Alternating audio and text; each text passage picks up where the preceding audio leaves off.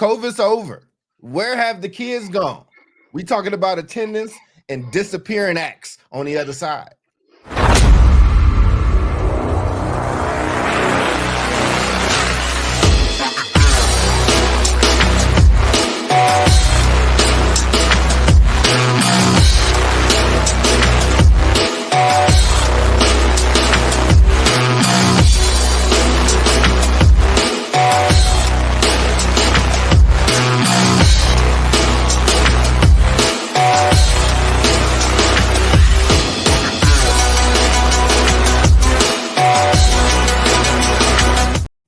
Hello, and welcome back to another episode of the South Star Classroom. We are without the queen of the show today, but she is with us in spirit and sends her love. We got David, we got Omar, and I am Charles. Happy to be here with you. But you know what I'm more happy about, David? To do this, because it is that young man's episode today. And but I'm gonna let him do his whole thing. However, if we're doing check-ins and all that stuff, I am not the don't leave check-in introductions to me. I'm gonna flub it every time because my heart's not in it. You know, it's not in it, Omar. But I understand it's important. I feel as if like that was the check-in. Like of all the check-in of check-ins, I was like, listen, man, I don't like the check-in. My heart ain't in it. That is how I am feeling this week. Doc is exhausted of check-ins. I'm exhausted, period. And I am exhausted today, especially. But I also just genuinely hate check-ins. Like, I hate them everywhere. Especially, let me tell you, this is my check-in, and this is fine because Jube's not here and she can't jump on me about it. I think when you pay people a salary and they get paid thousands of dollars and these are adults and you have to check in with them before work starts, I just think there's something wrong about that. I don't know. Was they doing that in Detroit on the Ford line? I have no clue. But anyway, we used to be an honorable country. Never. I mean, do you want to know what's going on in Detroit? I know, right? I know. I know, man. I know. It's innovative, but Maybe also someone needs has to check in with very Detroit criminal. After the destruction of the American car manufacturing reality. Man, I could do a whole show on just that. Guest sponsoring Eminem as he talks to us about the realities of the destruction of the American manufacturing system. David, brother, how are you doing today? Just a quick hello. How you feeling, dude? Yeah, I'm doing good. Let's see. We won the lottery. So not the real lottery, but a charter school lottery. You know, my son is going into high school, and we're not necessarily going to attend that school. However, at one point, you know, I had to do some pretty crazy things just to get my kid in a particular school, like become the head of school there for 3 years, or, you know, you'd have to join a board or, you know, do something like that. This is the first time we actually just applied, walking off the street. Great school, amazing program, big school, 2,000 kids. All the bells and whistles at this charter school, all full sports. You know, it's a comprehensive high school. It's awesome, beautiful campus, and we applied, and I'm like, we're not going to get in. Don't get excited. We got in, so that's number one. So I now know what it feels like to get that lucky number. That's the check-in. Congrats, man! Congrats to you and your family. What you're trying to tell me is that you and Charlie Bucket have now proverbially gotten the golden ticket. There you go. Yep, that's right. Yeah, man. Shout out to you, your child, and the great glass elevator. There you go. Love it. Charles, you're exhausted, brother, but I'm really happy to see you, man. Anything that you want to share, that's been cool. So no need for check-in, but like something positive to uplift your spirits that happened to you this week. Two things. Shout out to my teams. And I have various ones at Energy Converters and then in my consulting joint. David and I are working on this thing, and then Kamar and I have been working on, like, there's just multiple projects that are happening, and I'm kind of a control freak, just a little bit, but I've been coached to, like, you know, let them lead more, and they're great. Kamar is killing it. David is killing it. Appreciate you, David. but it's been good. That's one. And then the other check-in is I had to go travel. Now I can tell you where I was. I was in Arizona. It was like 75 degrees. When I left Chicago, it was 55 degrees. I didn't pack anything. My jacket was this jean jacket. I come back. It's hellishly snowing. Like it is snowing. Like snow is going sideways. This was a few days ago. You know what it was today? It was 73 fucking degrees today. Like I have no idea what is happening with Chicago weather. I have no clue. It makes no sense, like at all. It's like if the Bay Area was just having a manic episode and could snow. It's been we've gone from hot spring to like a snowstorm in the matter of 3 days and back again, and it's crazy. So interesting stuff from my California friends. Yeah, man. I mean, a couple hot takes. One, damn. Two, you got that hot, dry heat that they talk about in Arizona that exists in El Paso. Three, fodder for our political podcast that may or may not make a debut on March 8th. Global warming, man.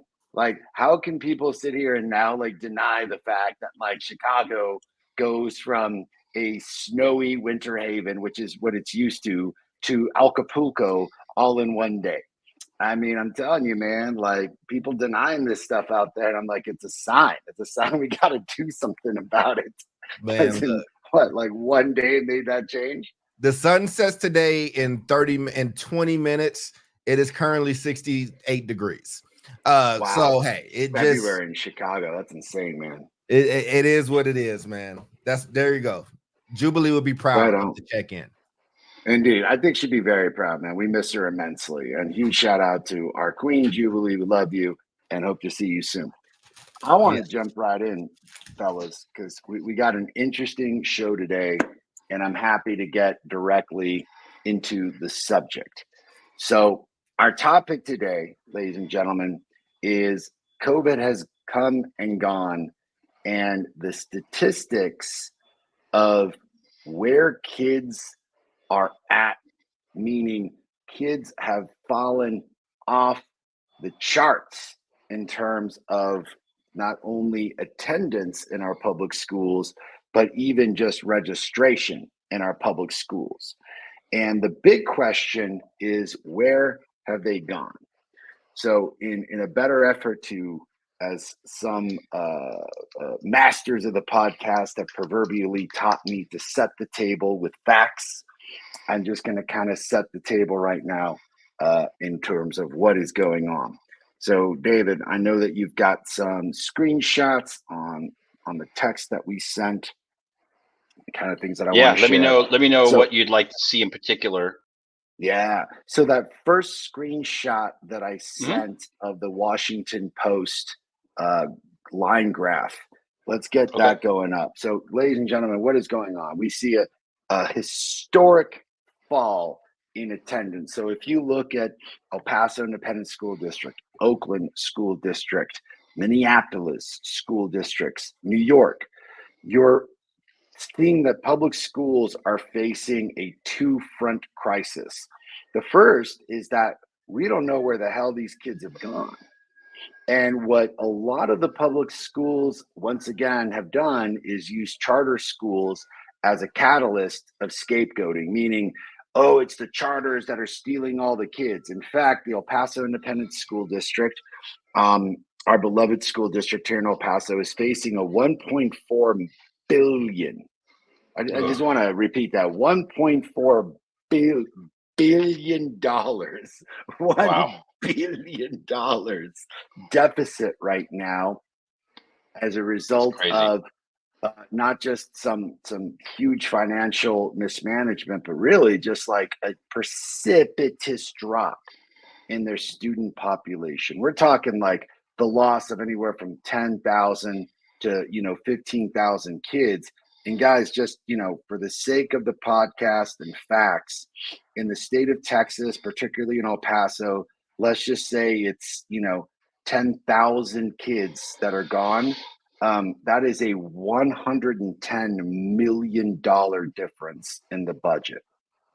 So as El Paso Independent School District and Canutillo have been models for what's going on around the country, where they have essentially displaced the drop in students to charter schools, we got something else going on here.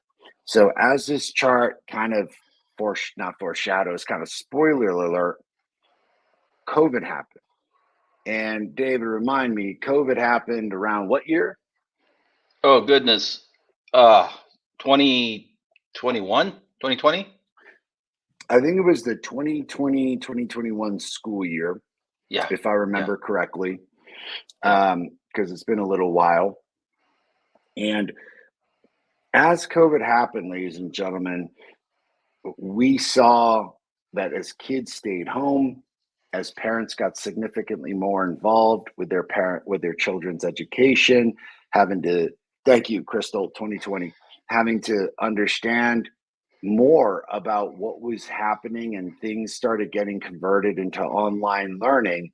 I think parents, and I don't think this is national record, this is anecdotal information, this has now become like empirical evidence, that parents essentially took a deep dive look into what was going on in our public school system, the massive disorganization, taking into account situations like bullying, taking into account Black parents who have felt that public schools disproportionately were punishing them, suspensions, detentions, more than other students, particularly Anglo students. You just saw parents really get disillusioned with what was going on in the public school system, and as a result, started jumping into homeschooling options, as Crystal astutely pointed out in 2020. As you can see in this chart, if you don't see the chart because you're on a podcast, the jump in homeschooling went from, anywhere about like 15% in 2019 to 2020 to a ludicrously large scale increase, meaning where the kids gone, you'll see in the chart that there was an increase, from 2017 to 2019 of parents choosing homeschool. And then this exponential increase from about 15 to 60 plus 60% of parents saying, we're going to make a change in our children's school. And those parents that made the change, over 60% of them chose homeschool over charter school or private school. So as we face a situation in this country where public school attendance and participation is falling precipitously, and we have no idea where they've gone, we have an answer, and where they've gone is homeschool. And as you can see in the chart, in 2021, 21, 22, 22, 23, even though the homeschooling dropped just a bit from 2020 to 2022, the increase overall was ludicrous.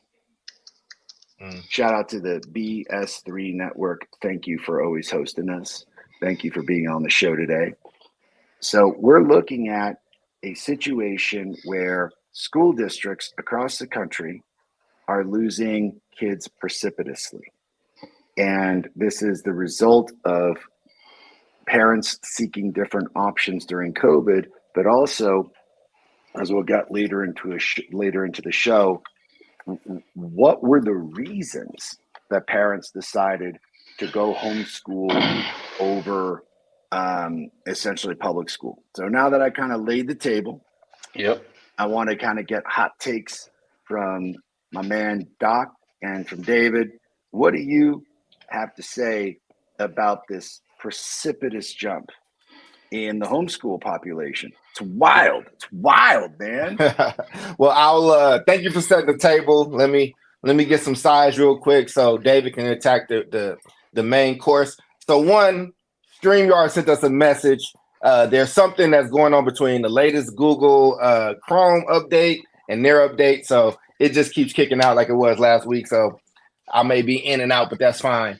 But two, just to answer that, I mean, listen, something that was that like life altering for folks. We've seen these events before in education. I think Katrina was an event where you saw an opportunity for something in education to have drastic, whether you felt like it was good or bad. I think COVID was similar. COVID was a real shock to the system. I think that it exposed a lot inside of that system. I think parents got to sit in and hear the quality of education some of their kids were getting. And I think many of them found new routines and felt like they could do it better on their own, or do it better in their own pods, or do it better in some type of communal homeschool setting. And even before the pandemic, Black families were the fastest growing group of homeschool kids in the country. And that's only been exacerbated with more groups joining. I think that when you have a product that is not meeting the needs of its constituency, and then there's an opportunity where they get to see something else, or me going off on my own can't be as bad as what I'm getting, then this is the result. Right. We lost a lot of young people and they've just not come back. And you have to have parents in on that. It ain't just all these kids that are just cutting and leaving and making decisions. The consciousness of the American people around public education has shifted. And so this is what you're seeing. And if that traditional system, if that public system wants to get those young people back, wants to get those families back, then they have to make appropriate shifts and changes that speak to this new day and age where we are in technology, where the different ideologies are in this country, and we'll see how it goes, because they're not just competing with people having money and going to private schools or a charter school option. You're also competing with technology, which is democratizing the ability to educate kids. Well said, man. David. Yeah. So I think, homeschooling was like the original form of schooling before like schooling was organized, right? So, homeschooling, in a sense, if you look at the timeline of even humanity, since we started to like live together in, we were not like moving away from like hunter-gatherer society, right? Homeschooling, that's how children were educated, and that's a fact. So I think the period of time that we're looking at is like the last like 100 years, maybe, or 150 years, right? So in the historical timeline, it's a little blip, right? However, this is where we are. My quick take on it is, obviously, yeah, COVID was like the bomb that was dropped into society, right? I think it in an interesting way empowered families to better understand what the possibilities were, right? Like it's like, oh, our kids aren't going to go to school. What are they going to do? Well, we're going to figure out ways to. Essentially, so many families moved into some kind of homeschooling or pod environment during the pandemic. I know our family did, right? We ran a pod at my home for children in the family and extended family. And we're like, wow, we could actually do this. This is doable. Even I didn't think it was something that we could do. I think Charles is right. The technology, the liberation of technology makes it a lot easier, right? You're not relying on textbooks anymore. You don't have to be in the same spaces to meet with, students or teachers. I think the other piece that kind of blew this whole thing up is the kind of racial reawakening that we had in this country as a result of George Floyd and other similar incidents of racial violence, and people seeing that maybe schools are not the best place for Black children or brown children, right? Large public school systems that have historically not been responsive to the needs of our people. And so I think this new wave of homeschooling is definitely more diverse. That's what we're seeing. I think those are some of my quick, just off the top thoughts. There was something else that I had, and it's kind of gone away, but I'm sure it will come back. Oh, so the end result here, and it's not just I'm thinking in terms of California. Omar, you're talking about examples in Texas, but surely in Oakland, in cities like Los Angeles, in cities like San Diego, these big districts are facing multi-million. I said something about San Diego Unified, $100 million cuts. Yeah, dude. 100 million, right? And so the districts go into this like mode of, you're right, figuring out how to right size. That means closing schools without getting too far ahead. And then the scapegoat game begins, right? Who are we going to blame, right? And in LAUSD and in Oakland and other places, they're blaming the charter schools. They're figuring out ways to push back on that. So I think in 2024, in this like new, and we don't all have to agree on what like universal school choice could look like. There's different variations of it. But I think for all practical purposes, school choice is here to stay, right? And if you are a school system, you're running El Paso Leadership Academies, your main job is to make sure that your schools are fully enrolled, right? And it is not to blame the competition, right? And so that's the mindset shift I hope to see with our big systems leaders. Is like, how can we figure out how to better serve families? How can we think about reinventing our schools to meet the needs of children in 2024, right? So I'll stop there. Got a lot to say on this. You're muted, brother, but we know what you said was just profound. Yeah, okay. You know what I'm saying? There you go. Thanks, man. Just from the facial reactions, I was like, yo, man, I really appreciate you saying school choice is here to stay. And I really appreciate you saying that the school systems need to be reinvented, because like COVID hit. And we talked about this, like, dude, we've talked about this a ton on this show, where like COVID hit and parents were promised jetpacks. Everyone in this country was promised jetpacks. Like, we're going to reform education. We're going to really rethink how we're doing this. We've got to, you know, essentially get incredibly inventive. And then, dude, shit just went back to like the same boring ass, normal bullshit. And it's funny you mentioned this, man, because I'm going to have this exact conversation with teachers this Friday or next Monday, because it dawned on me that I need to kind of share some thoughts that are kind of circumventing my head about, traditionally, a lot of teachers have had the mindset of basically, look, by law, kids have to be here, right? Like, you all have known teachers and you know the mindset. It's like, well, the kids got to be here. So whether they like my instruction or not, I don't care. I got a job, and whether they fail or not, that's their business. That's the parents' business. And that's such a, like, David's laughing, right? Because you've heard that exact mindset. And like, what I need to start sharing with teachers is that, like, those days are fucking long gone, bro. Way long gone. Yeah. Dr. Charles Cole was wearing the Oasis headset on this show the other day. Like, that is the future. Kids have not just the option of staying home, but pretty soon they're going to be able to go to school in the Ready Player One virtual reality, where they don't have to deal with bullying. They don't have to deal with persecution. I mean, granted, like, God knows what kind of cyber crap is going to happen, but like, it's not like the old days where like they got to worry about their head getting stuck in a trash can, or dealing with racial persecution from a teacher or from a student head on. Kids have options. And the discussion I want to have with teachers is that, like, this is no longer the situation where kids are forced to be here. And it's like, you've got a job and it's secure. Yeah.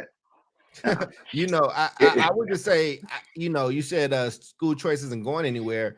I would argue, I agree with that. I think school choice has been here since day one. I think the issue isn't school choice. It's never been that. I think the issue is people that aren't rich now have the option of school choice. People that don't have the ability to move to a certain zip code to ensure that their kids have the best education. Now those people are having access to these things. I don't think people have ever had an issue with choice. There's always been private school kids or people spending everything they got. And especially if you come from a minoritized community, in a sense where it's like, we've seen that story. Omar has told that story about their parents taking every little dime they had to make sure they can put their kid here, or that star basketball player going to Saint such and such to play ball or whatever. That's not been the issue before. The issue has been, all you other brokies are leaving. Y'all are not coming back. And Oakland has always seen, what's funny about Oakland, Omar and David knows this. for all the stuff you see on Oakland about about on the news, about robberies, about crime, about how poor the schools are and things like that, Oakland has one of the most prominent private school scenes in the country. Yeah, that's one right. of the most. And so I think that if we really want to get into that conversation, and Omar, these are your conversations that you like, where it's like, things are not normally a problem until those without the means start to be able to do it. Now it's the issue of the day, and it's the issue of education. Now it's the issue how you treat your staff, because those teachers are fed up and they're not leaving, or you haven't set a good standard. It's a lot. It is a beautiful storm of a bunch of things happening at once, and this industry is going to have to adapt or die, just like everything in life. And that's what I'm saying. That's why I chuckled. I know what you meant when you said that, David, and I fully agree. And I think you all agree too. Oh, that choice has always been there for those that have the means. Yeah. And I think that the choice here that I really want to emphasize in my discussion with teachers is that the kids have this choice now, meaning like well-meaning parents who understood the implications of where they were going to send kids and stuff. You're absolutely right, Doc. Right now, the kids are like, let me see if I got this straight. I can either go to this boring ass place where teachers treat me like shit. It's boring as hell. I'm not really learning anything. People are talking down to me. There may be, whatever kind of like bullying and persecution going on, and I don't know really what I'm learning here. Or I can go to some super unregulated situation at home, knock this thing out in 2 hours, and play PlayStation for the rest of the day, or hang out with my friends, or go outside, or do chores, or whatever it is that I want to do. I'm like, that is the choice that I think teachers desperately need to understand, is that there needs to be a cost-benefit analysis in the child's mind. That if the school is doing super fun things, the curriculum's dope, you get to see your friends, you're absolutely learning, you're doing real world experience, we're setting you up with internships so that you can have a real world experience in high school, we're doing project-based learning in middle school, the elementaries, a beautiful place of kindness, love, reading, socialness, then it's a no-brainer. Kids are then going to be like, this place is dope, I want to go here, like I don't want to be alone all day. But if your comparison is the old school system, like what the hell y'all think kids are going to do? And I know what they're doing because it's in the chart we just showed. And I think today's parents are a different, generation of parents that, if they have the means, and sometimes if they don't, will go above and beyond to make sure that their child gets into the school that they desire, right? But I think at the macro level, what we're facing now is across so many large school systems, urban and rural, major enrollment declines, right? And that means like funding declines, and the implications are all there. So the question is like, can the system, is the system and are the systems able to respond, to move towards the kind of schools that you're talking about, Omar, right? And that's the same question we've always had. Like, how hard is it to steer a big system in a particular direction quickly? Because what's happening also at the same time, and charter schools aren't even really part of, it's interesting. Charter schools have kind of taken a seat at the back of the room, because what's happening now on the other side is a real authentic attack on public education, by the far right, with this, school choice movement that's hitting red states, and it's probably going to hit a blue state near you pretty soon, and kind of opening up the fire hose, right? Just in terms of like unregulated school choice, taking your money putting it into a religious school, taking your money, putting it into a homeschool, right? We haven't talked about the money. Maybe we'll do that after a break, because I think we're going to talk about money right now. Well, I think it's about partnerships, and I think that we'll talk about the importance of partnerships. But we have a new one, and we like to take a moment really quickly to, welcome in our new partner. So let's roll it. Today's episode of BS3 Network is brought to you by McDonald's. McDonald's is going to McDonald's and creating a universe for longtime fans of both McDonald's and anime. I love sauce on my McNuggets and can't wait to try the savory chili McDonald's sauce. It's savory, chili, and bold.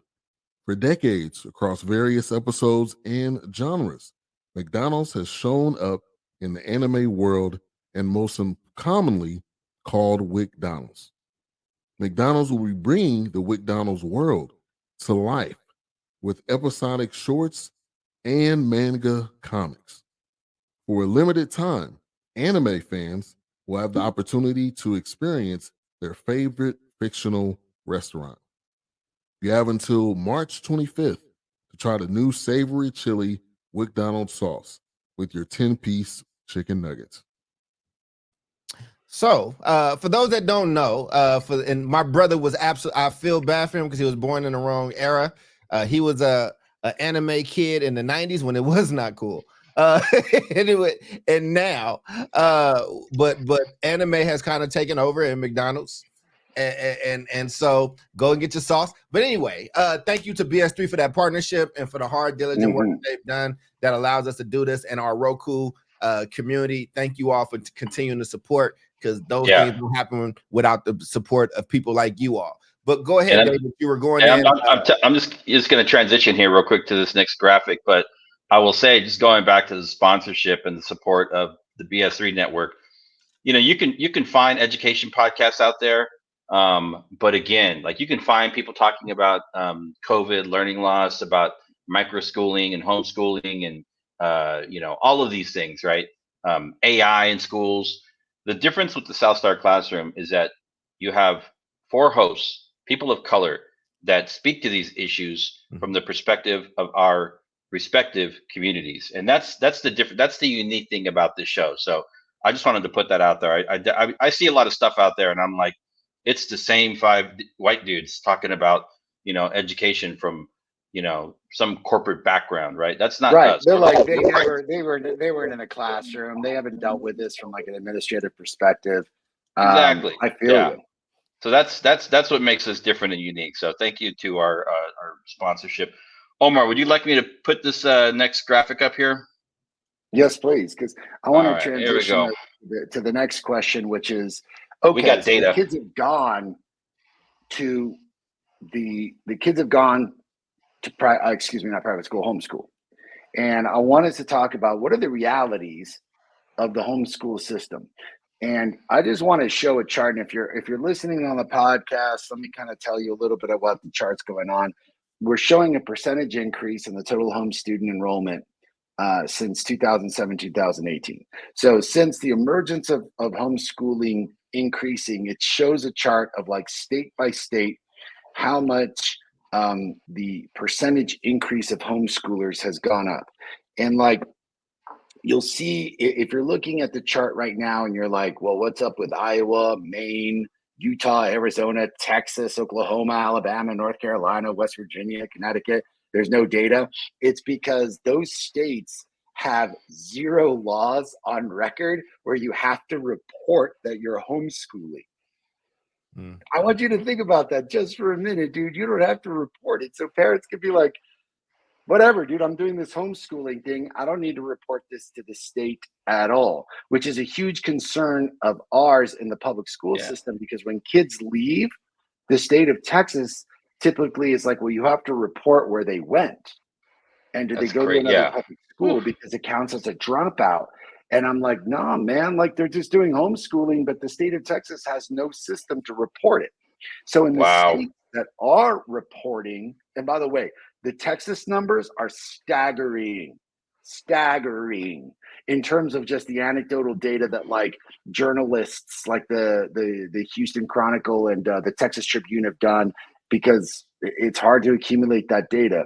But if you're looking at the chart, check it out. If not, you'll see places like California has had a 78% increase in homeschool California students. and New York. I mean, New York is 103%. Like I know there's the Rhode Islands, which is 91%, but it's, you know, Rhode Island, New Hampshire, fairly small, fairly small. But densely populated places such as California and New York and DC, like to have those numbers, I think that the tides are changing. I didn't mean to jump in on the piece, but I was reacting in real time to these numbers. The whole point of the show. I mean, I'm just reacting in real time to these numbers. And again, man, like you can't just put a nice little sheen over this stuff and like be like, oh, it's just gonna balance out. Like if you're an education leader, you got to start thinking. You got to use that big old brain and figure out a way. And I know that the purest public education people hate this term, but you got to figure out a way to compete. You have to figure out a way to compete. If you want to be in the game, you got to compete. Every other thing in my life is competing for me in some form or fashion. When I buy a car, they're competing for me. When I, you know, there are certain services that I have, they're competing for those services. And as an end user, as somebody who gets to choose now, before when I didn't have a choice, but now I have a choice, you got to keep yourself relevant in that game. And do I want to keep going to dilapidated buildings? Do I want to keep going to a place where people aren't learning? Do I want to keep going to a place with inflated grades? Do I want to keep being a part of a system where the professionals within the system can agree on how to measure efficacy in said system? Like when that in and of itself is a bad term in the religion that is education at the right now, then you're gonna have this type of problem. And we're seeing people are voting, and David knows this statement a lot, just like I do. People are voting with their feet, man. That's right. This is where we are. Yeah, I can't necessarily verify this data, but this is the best thing I could come up with regarding Texas, Omar. Yes, it's looking like upwards of almost 250,000 kids in homeschool, and obviously a tripling of that of the rate from 4.5 to 12%. As a result of the pandemic. So again, like the pandemic was like this big boom shot and the rates just went up. Yeah, man. And I want to get us into like what the realities are of homeschool and everything else. And I got two quick things to say about that. Like one, just again, to reiterate what David and I were talking about, when you have 250,000 kids, 750,000 kids in the homeschooling situation, that is over $1 billion loss to public schools. So that's over $1 billion, guys, in terms of like the amount of money lost to the public education system. And what's going on is that Texas, California, a bunch of states haven't remedied the revenue system to make up for such things because they're still on an antiquated system. So you've got school districts in ludicrous deficits. Like I said, EPISD $1.4 billion deficit, man, trying to recover from this. But like I found it apropos about what you said, Doc, in that like, hey man, like I knew a dude who loved anime in the 90s and now animes have become like mainstream. Like homeschool, y'all. Like remember, like when you used to be the weird kid. You used to be the weird kid. It was the weird kids that went to homeschool, and you're like, oh, this is that weird ass homeschool kids, zero social skills and stuff. And I don't want to make the apples to apples comparison.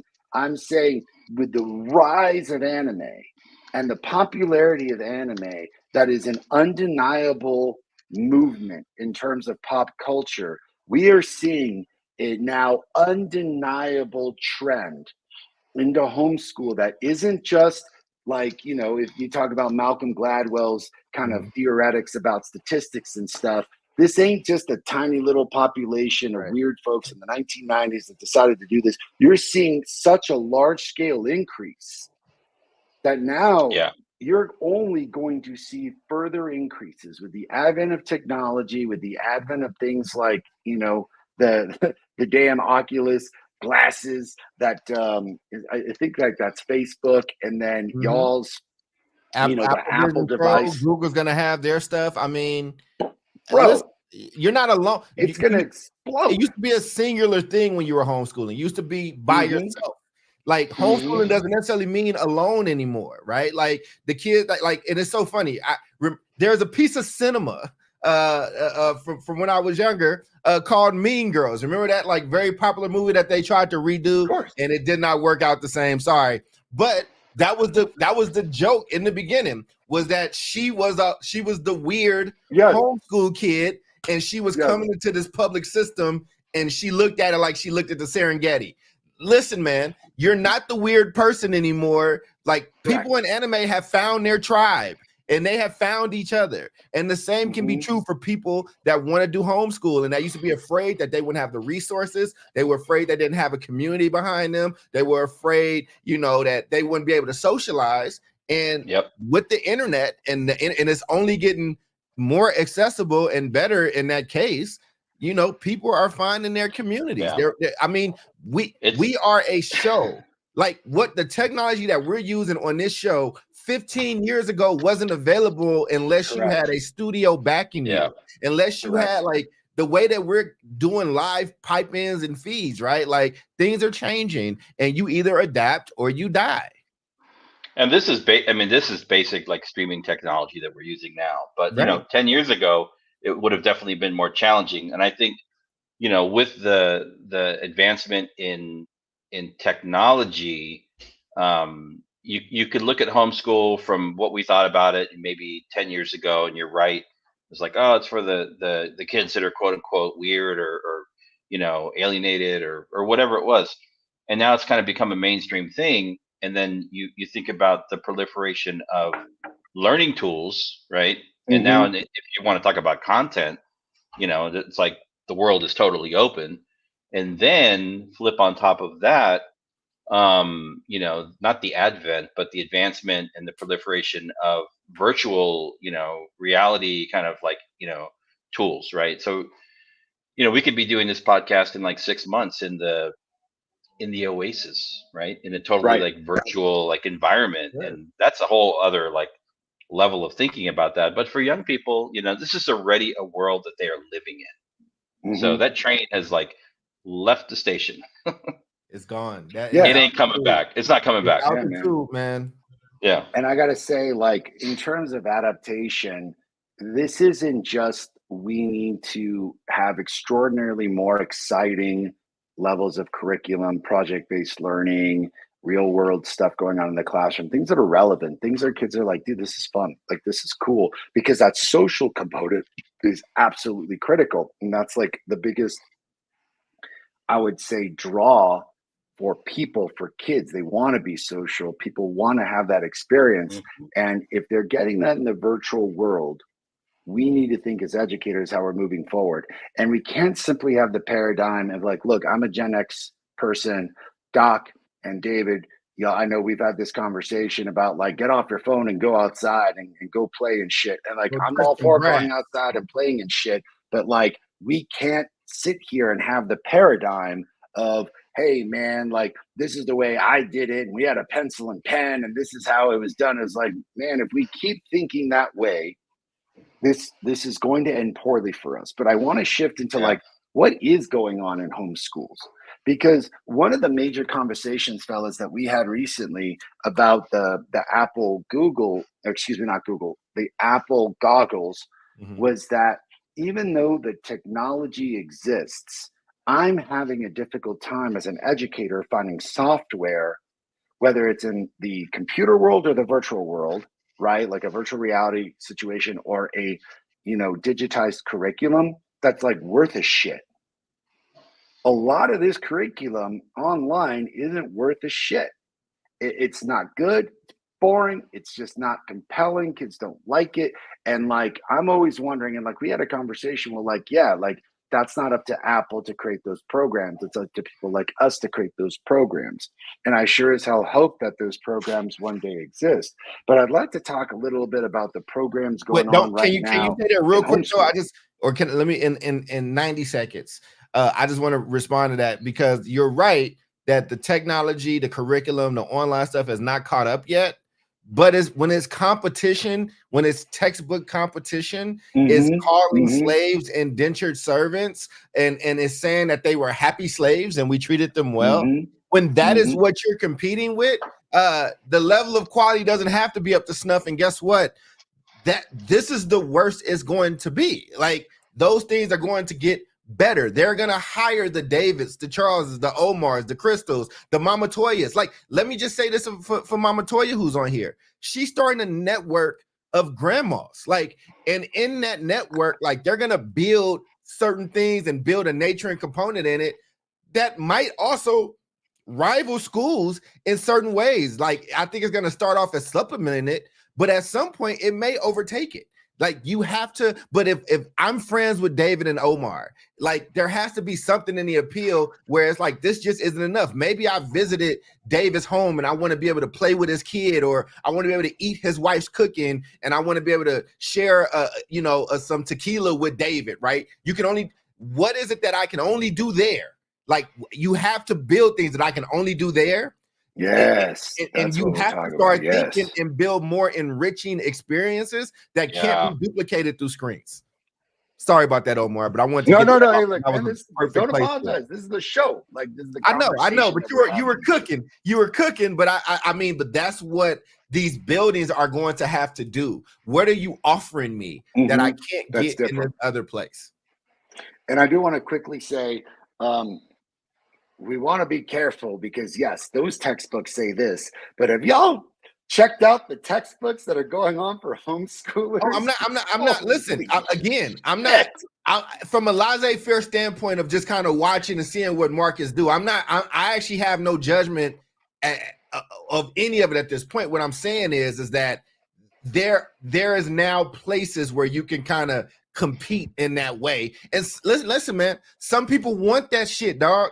Some people want like if you are the old school Confederacy loving kind of person, maybe you don't want your kid getting this new highfalutin DEI-S type of education where everybody's fair. Maybe you want an alternate reality education with a South It's Warren. actually funny you mention that because, like, I'm telling you, and these are some extreme examples for our audience. I don't think it's that extreme. Like, I know where you're going. Go ahead, yeah. No. What I'm about to say.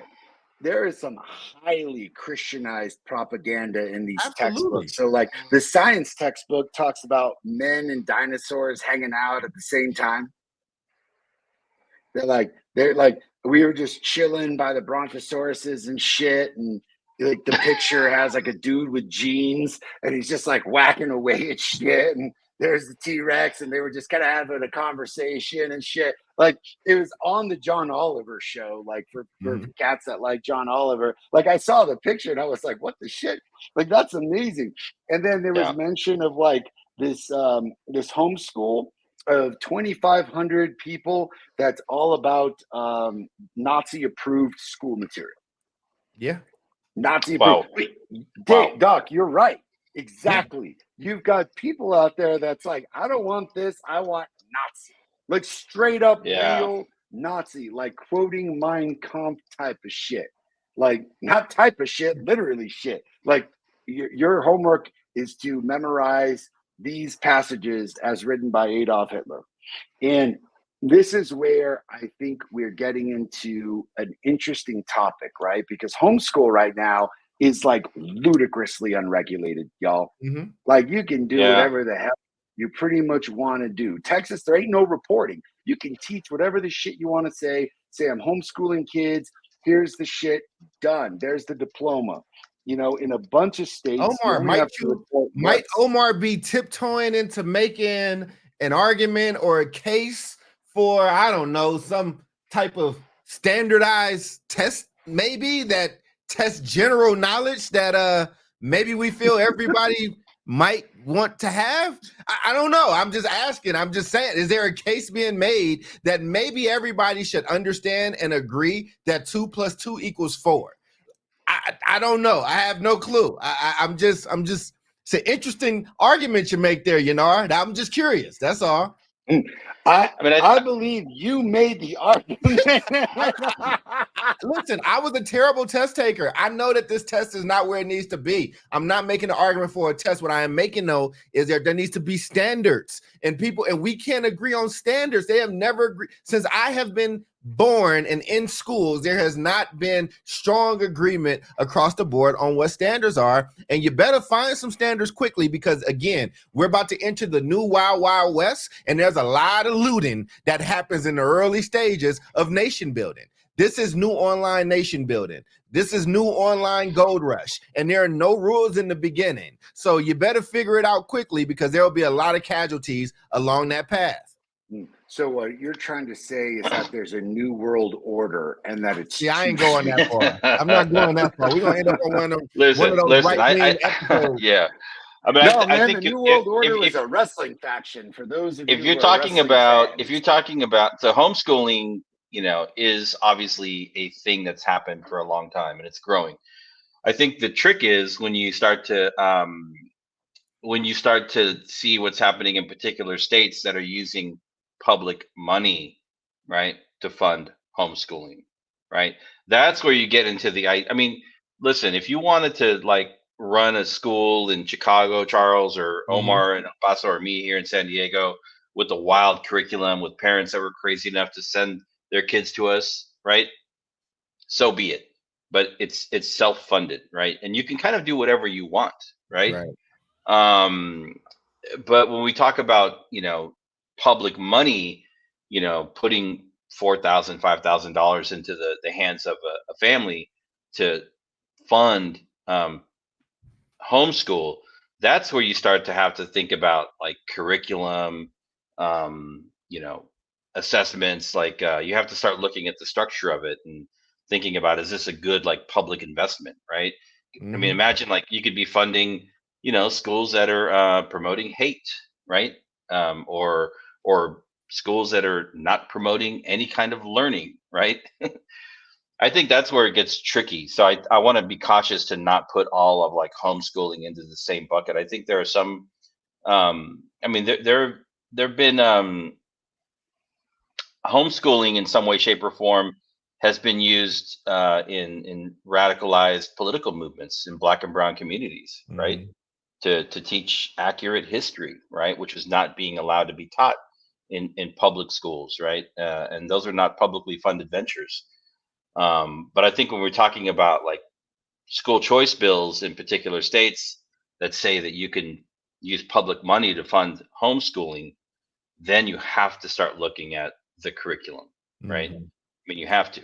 It's gonna be interesting, man. It's gonna be interesting. It's a good show, Omar. Yeah. Yeah, man. And I mean, we're about to wrap up. We've got kind of one last question, and we can kind of use it to give final thoughts and wrap up, which is and Doc already alluded to it, which is, what are the long-term implications for students under these conditions? He was mentioning what happens when you don't have a set of standards? What happens to students? What's going to happen to our economy? What's going to happen to kids? Toya astutely mentioned, what about, parents who are just trying to survive? What are those kids supposed to do? A lot of parents rely on school to provide education, but also provide food, provide time so that parents can go work, because ultimately they're gone. What the kid's just supposed to stay at home alone. So I think what do you all think are the long-term implications? And then we can use that to wrap into some final thoughts. I can go and get my final thought out the way. I think that well, one, great show. Thank you to our BS3 community and our partners. And Toya, Crystal, everybody that was in the comments, we appreciate you. I think in my final thought, man, I'll use Toya's question to kind of go out on that. What about those parents who are just surviving? I've been a part of that class. I've been a part of that group, and I think survivors survive. I think it's tough. I don't have conversations about fairness. I mean, I would like to, but here's the thing: in nature, the things aren't fair. If you are, listen, if there's a baby cub somewhere and it's unprotected, some predator is grabbing that thing and running away, man. And I think that when you talk about my grandmother or my parents or people that did not have a lot, but poured what they had in there and taught me how to survive in that, that is what's going to continue to happen. I want to just applaud Miss Toya and those people, like she is bringing back the aesthetic of grandmothers in schools. Like a lot of grandmothers are carrying the academic and educational weight and tradition of making sure that their kids get what they need in those schools and being a presence. I personally think that you continue to pour in, you continue to not just survive, but switch that into thriving. And I hope and I pray that we actually expand from that place in the sense of I want to see more things. One of the most effective classes I had was when I transferred to Stockton, and it was a home ec class. It was just life skills that were in there. I think there are life skills that we are losing as we also tend to lose grip on the sciences and ELA and general math. I also think that, like, you know, being able to do things and build and create food and being able to take care of yourself and building a sense of community, I think those things are important. I think the grandmothers and those people are you know, they hold things together. And so in this, man, I think that people that survive have always survived under bad conditions, but greatness has always come out of it. I got some rough edges. I have a lot of things that's not smooth.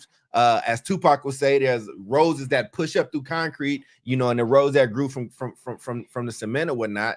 And I think that that's going to breach a new crop of people that's going to help continue to make this place a better place. America is still America, you know what I'm saying, for the time being. And because of that struggle, you have Omar's story, you have my story, you have Jubilee's story, and you have David's. But you also have David, who now has his kid in a different position to be able to have a different type of education. And where would that be able to happen without, not just for David, or not just for his parents, but for his grandparents? And so I just think we got to continue to hold dear and close the things that have made us and shaped us and not bastardize those things. So thank you, Toya's. Thank you, Omar's great grandparents. Thank you, David's grandparents, for the sacrifices that were made so this man can be up here educating other people on a platform that technology has now afforded us the ability to do, which we couldn't do a decade ago. Nice, man. Wow, did you have that pre-written? How did that work out? Man, that was just off the wrote the cuff, man. question. That was some good ass shit. We should just end the show at that point. She just wrote the question. I just answered the question. Yeah.